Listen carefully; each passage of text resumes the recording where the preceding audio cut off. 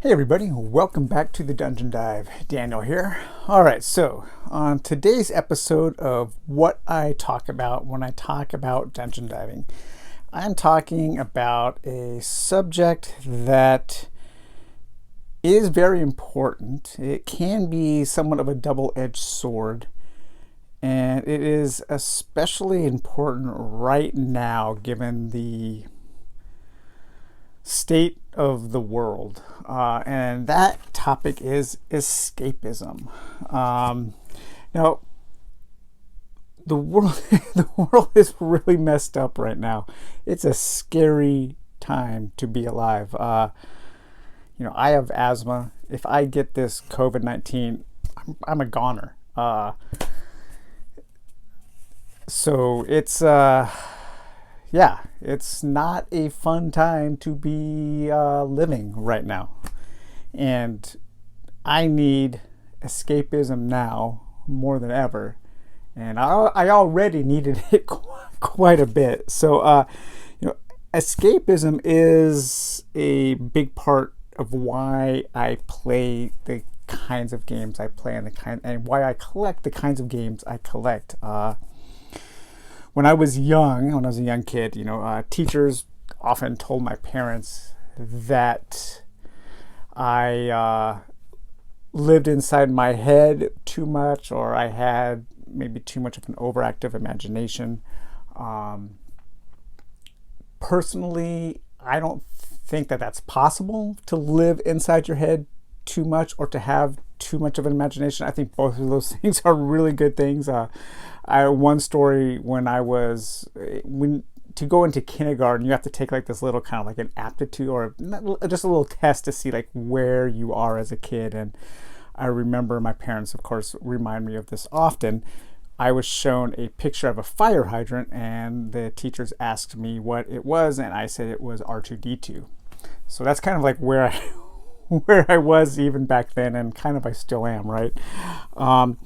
But escaping into fantasy worlds has always been something that is super important to me. And I have always used games as a way to escape from reality for a brief period of time. This is one of the main reasons why I'm not so into Euro games and other just kind of like normal board games, is that they don't offer me that kind of escapism. I don't really want to play and collect games that are heavy on economic simulation or farming or any kind of like mundane chore-like activities, mainly just because like that is kind of reality, and I like games to offer me a break from reality. I don't want to do mundane chores as a hobby on my free time. But of course, escapism can have some negative aspects. If you shirk your responsibilities to your health, your mental health, your physical health, you shirk your responsibilities to your loved ones, your friends, your pets, your home, and you're constantly escaping reality to live in a fantasy world, and that's when these kinds of things can become an issue. But when you strike that right balance and you do use games as a way to escape from reality in a controlled way, in a healthy way, I don't think there's a single thing wrong with that. It's completely healthy, and I would say to certain people, myself included, super beneficial. It helps with relieving stress. It helps with coping with issues. Like last week when I was doing my Talisman playthrough, it was really nice. For a half an hour a day, I was able to just kind of, forget about the outside world and not worry about needing to find groceries or avoiding certain people because they might be sick and getting the plague. I was just able to focus on a fun time while I was playing. So escapism I think some people outside of a hobby might see it as something of a bad thing, but I don't think it has to be bad. It can be mentally healthy when in balance. And we need to give our minds vacation from the stress of reality, especially during times like this. The act of escapism really does begin even with the buying of the game, because when you're buying, especially these kinds of games, these fantasy games, these dungeon crawl games, adventure games, when I am, perusing Amazon or Kickstarter or BGG, it just looking for a game to buy or to play is in fact part of the escapism, because you are kind of like surveying, you're interviewing new and wondrous worlds that you possibly want to explore. And so the benefits of escaping into a fantasy world happen way before you even get the game onto the table.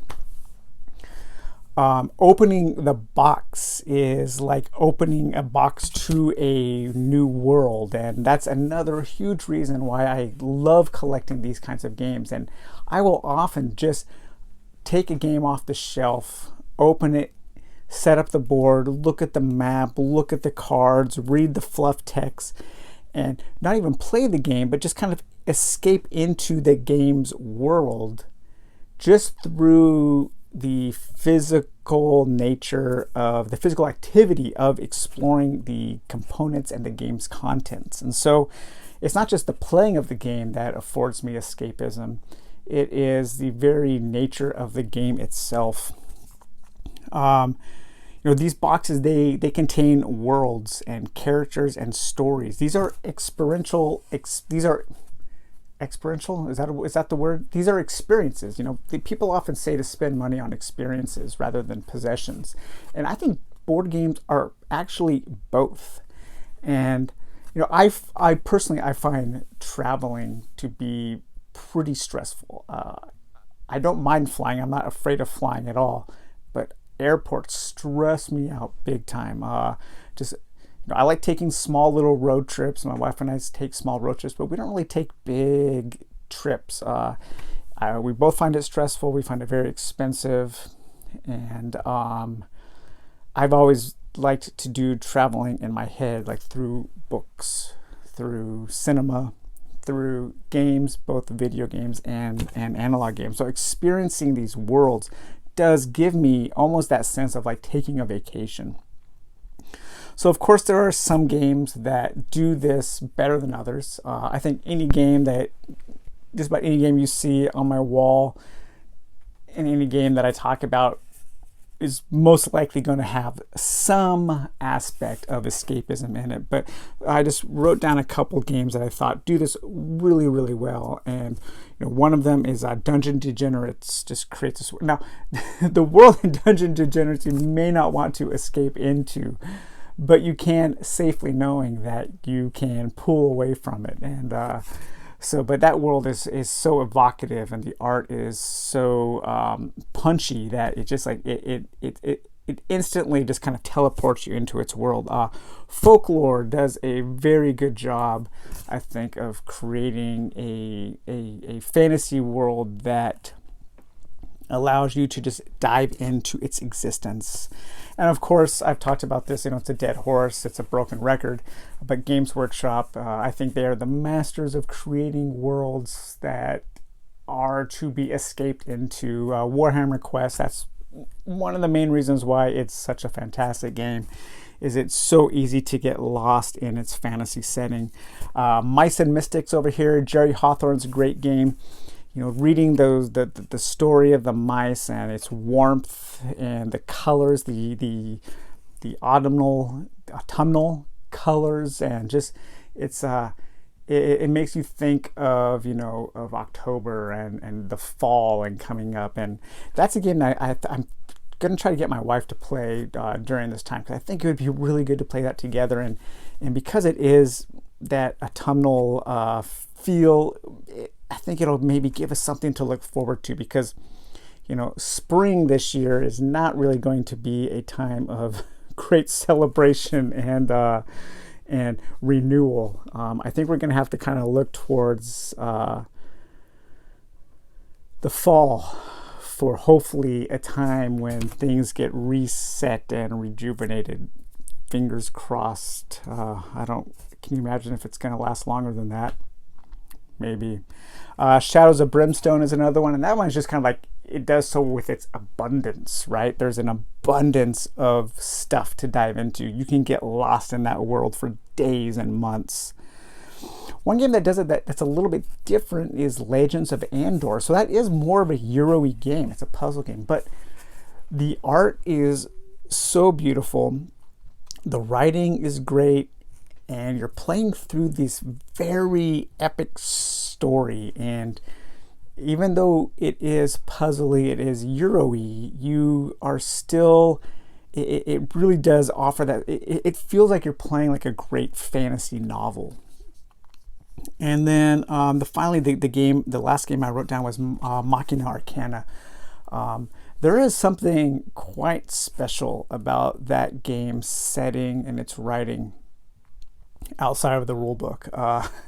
It's that game really does tickle a spot in my imagination that makes me really enjoy being in that world, even though it is quite grimy and dingy. But I think like the real champions of escapism gaming are, of course, traditional role-playing games. And during this time, my game group has pretty much shifted entirely to playing Dungeons and Dragons on Roll20. We've got 2 games going on Tuesday nights and Friday nights, and that has been a lot of fun. And I'm looking forward to that. My buddy Matt is running both games, and super fun. I really like Roll20, even though it's kind of like Tabletop Simulator. It's pretty archaic in how it's designed. Like, I don't know who's designing these board game things as video interfaces, because you can tell that they're designed by people who I don't know, don't really understand board gamers to a sense, or role players. I don't know, maybe they're not intuitive at all. But besides that, it's a fantastic system. I love doing it, and I'm so grateful that it exists right now, because it is giving us those few hours every night where, after work, after dealing with everything, we can just go into these worlds. But I'm actually going to run a game too, and I think I'm going to run Tales from the Loop, adventures in the 80s that never was, or something like that. It's very much kind of like a Stranger Things meets more of a sci-fi Stranger Things kind of setting. Very much an 80s teenage movie type thing, where you are these kids investigating mysteries, and I want to run that. My buddy Matt is running his D&D games very much with maps, and we're moving around, but I like to run role-playing games where it's almost entirely theater of the mind. But yeah, we need this kind of escapism now more than ever. I think it's super important, and the sad thing is a lot of these games, most people experience these games with other people, and that's really hard right now. Board game groups are not meeting, game shops are closed, and personally I don't partake in a lot of those activities because I play games with like the same few people often, and I do the bulk of my gaming solo. But I know right now that with everything closed up and people not being able to meet in person, if you're not living with a significant other who's playing this hobby with you, you might really be struggling right now, and my heart really goes out to you. If you are, please reach out to me anytime. If you need to talk, I am here and available, because that would be really hard if I was if my escapism wasn't just in the games, but it was in going to a place and playing games with people, and to have that be denied during a time right now when we really need it the most, that would be, I think you would be feeling almost like feelings of grief. And I have been reading articles that people are experiencing grief right now, and so there's a lot to deal with. And part of the way that I am dealing with this is through board games. And with that, I am going to do a little follow-up video a little later, asking people, if any of the viewers of the Dungeon Dive, if you guys are like proficient in Tabletop Simulator and would like to teach me how to use that crazy program and play some games together, I think we should do that. We could have like a weekly Dungeon Dive meetup on Tabletop Simulator. So I'm going to put a video about that specifically up probably tomorrow. So yeah, that's it, man. Escapism. Use it wisely and it is beneficial. And I really hope that people are doing well, staying healthy right now. And I really mean it. If you guys need something, reach out to the people that you talk to and you interact with online. And we have to try to stay in this together, because I'm not going to get political. Okay, so, it kind of feels like we're on our own right now. And we need to stick together and get through this. So, all right, guys, I hope you find lots of great adventures to escape into during these crazy, trying times. And let me know what you are enjoying and how you are dealing with things. And we will talk to you later. Bye-bye.